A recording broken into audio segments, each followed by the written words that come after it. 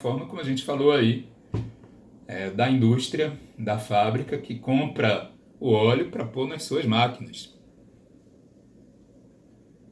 O inseticida, né, então, ele vai ser utilizado, digamos, de acordo com tudo que está no rótulo, na embalagem, dentro de toda a proteção possível para o empregado. E apesar disso, o empregado adoece. Usou todos os EPIs e tal, e adoece por conta de uma vulnerabilidade que não estaria sendo esperada. Isso aconteceu no mundo todo. No Brasil, inclusive, por conta do chamado BHC, né? Que é um inseticida poderosíssimo, que vinha sendo utilizado até a década de 80 aqui. Inclusive em lavoura de cacau, né, na região da gente. E muita gente adoeceu, muita gente desenvolveu câncer e tal, e essas coisas ficaram batidas, né? Passaram batidas. Mas basicamente, o exposto, né, ainda que não seja vítima, isso é importante ressaltar, ele é equiparado ao consumidor. Nós temos ações na União de servidores da FUNASA, atualmente no Ministério da Saúde, arguindo que tem dano moral pelo uso de inseticidas desse tipo. Isso ocorre por quê? Porque eles tiveram contato, né? E podem estar vivendo ainda em um constante receio, vivendo com medo, para ser mais claro, de em algum momento ainda desenvolverem câncer ou outra doença por conta, né, do uso desses, como se fala, organofosforados, tais como o BHC. Agora, o que é que a gente faz?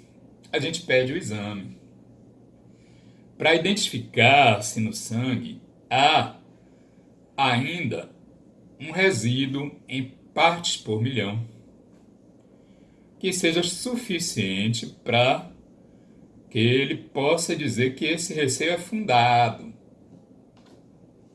Quando não há o resíduo, a gente diz, olha, tudo bem que você tenha usado BHC, mas não tem mais nada no seu sangue.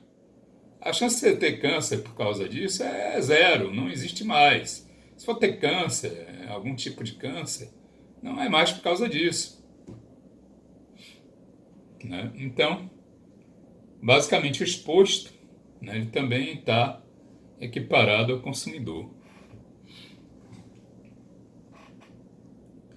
Tem situações, até hoje, que podem acontecer. Por exemplo, uma pessoa vai e morre de câncer de pulmão e ela foi fumante. É qualquer fumante? Aí é que está. Tem uma situação em que, digamos assim, o dano emerge, né? O dano é emergente. Ele não é aparente durante a época do consumo, mas em algum momento ele é evidenciado. Acho que é um filme chamado O Informante, que mostra bem essa situação em que as indústrias de cigarro já sabiam dos efeitos nocivos do cigarro para a população. Naquela época era uma coisa curiosa, porque até médico prescrevia cigarro, era uma coisa curiosa isso. Os médicos prescreviam cigarro, às vezes, para a pessoa que precisasse, vamos dizer assim, relaxar, né? Fume um cigarro. E ficou claro, em algum momento, para as indústrias de cigarro, primeiro, inclusive, que faria mal para o pulmão, que poderia resultar até em câncer. E elas não divulgaram isso. Agora, no momento que se tornou claro, se tornou patente, qual era a opção do consumidor? Parar de fumar ou continuar fumando.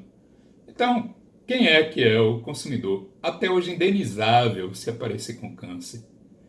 É aquele que fumou até, vamos dizer, o fim da década de 70, início da de 80, em que ficou claro que, ficou patente, que ficou cientificamente comprovado que haveria o risco de desenvolver câncer e parou de fumar, não é isso? Quem conseguir provar, até por meio testemunhal e tal, fotos, nenhuma foto que tirou depois parecia com cigarro, né? Porque antes era charmoso, cara, os galãs pareciam-se com cigarro. Então, assim, quem conseguir comprovar, né,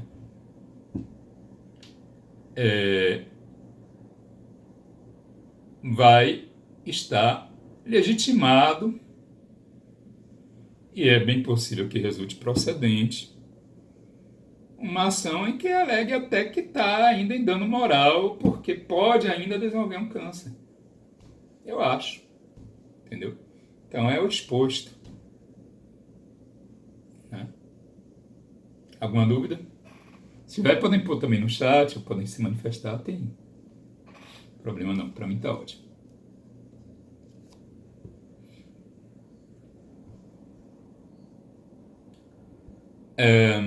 Bom, então assim, também são consumidores, né? Podem ser consumidores, como a gente falou, indústria, uma empresa, pessoas jurídicas, inclusive o Estado, né? Todo mundo pode ser consumidor, todo mundo está sujeito. Está sujeito assim, está legitimado a entrar com uma ação dessas de defesa dessas amparada, né, pelo Código de Defesa do Consumidor, né, desde que esteja nessa situação aí, tenha retirado o bem da cadeia produtiva e de distribuição, né, e não vá utilizá-lo, né, em outra relação de fornecimento, né, ou quando nada apenas o utilize no amparo a sua relação de fornecimento, mas que não faça parte de um produto final.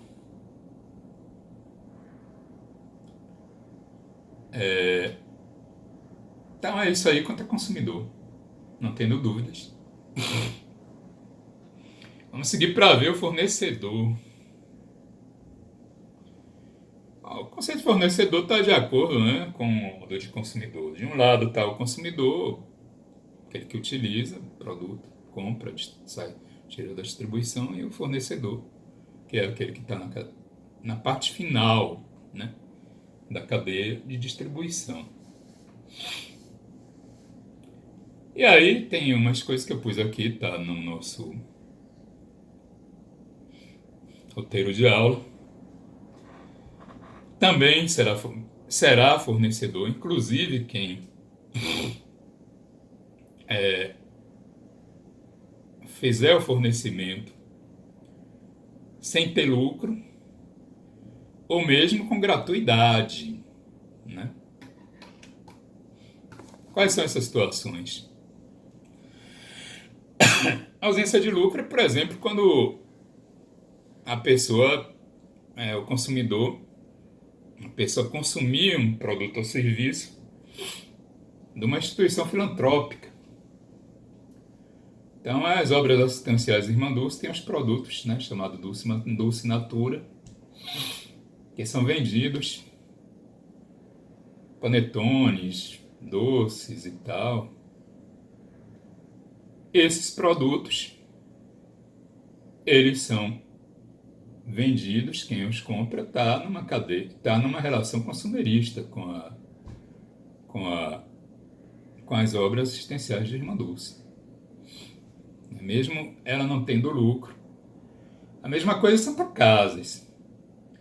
As Santa Casas, a princípio, né, não tem lucro e mantém vários hospitais, o Santa Isabel aqui em Salvador.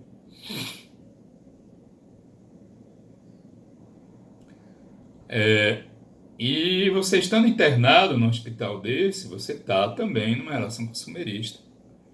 Não importa que não haja, assim, objetivo de lucro da mantenedora do hospital. Essa ausência de lucro não quer dizer que a operação não seja lucrativa, senão ela quebra, né? Se você se internar e não tiver um lucro a partir da sua internação, ela quebra. Essa ausência de lucro significa que, em havendo um resultado positivo, esse resultado positivo ao fim do exercício, ao fim do ano, ao fim do exercício contábil, terá que ser obrigatoriamente reinvestido e não distribuído para quem quer que seja. Entendeu? Então, eu já vi sentenças aqui dizendo que um clube tinha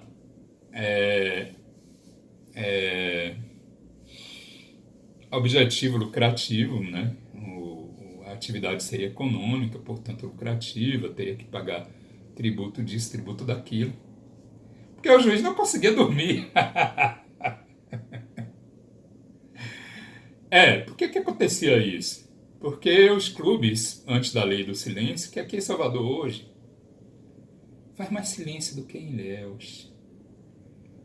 Em Ilhéus eu não consigo às vezes dormir depois das 9, porque passa um carro de som anunciando que um tal restaurante lá tem mocofato. Aí me acorda. Aqui isso não acontece, nem vereador, passou um aí outro dia, sei lá. Espero que tenham prendido o carro de som dele.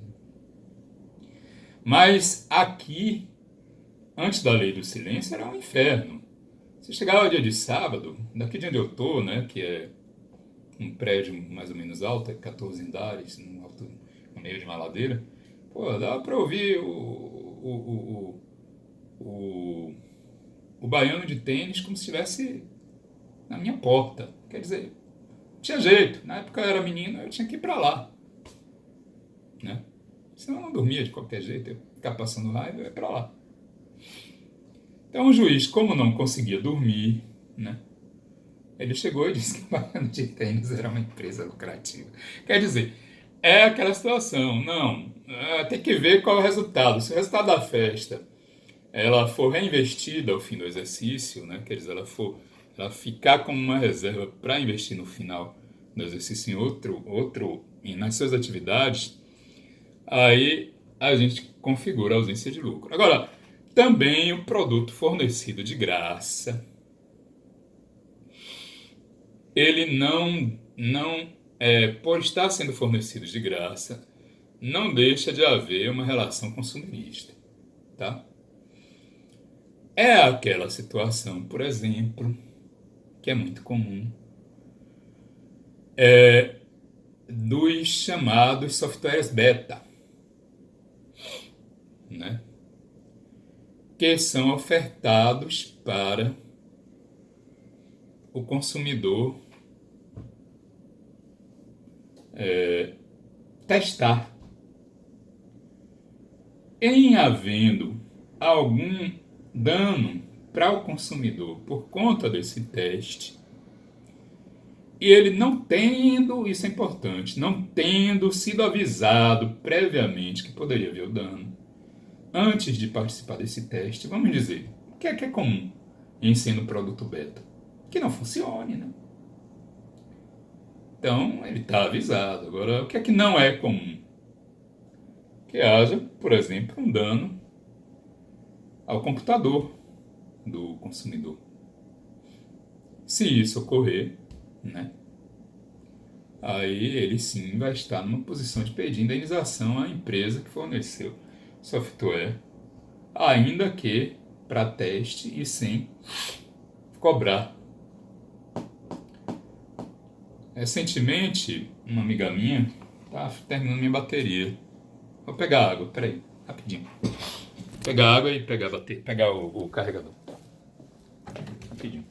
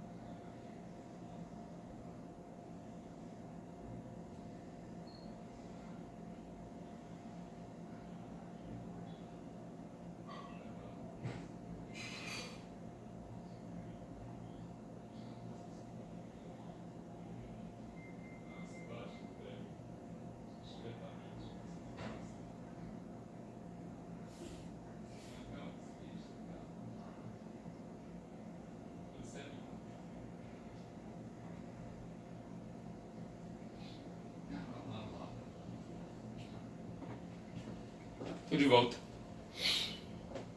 Demorou não, né?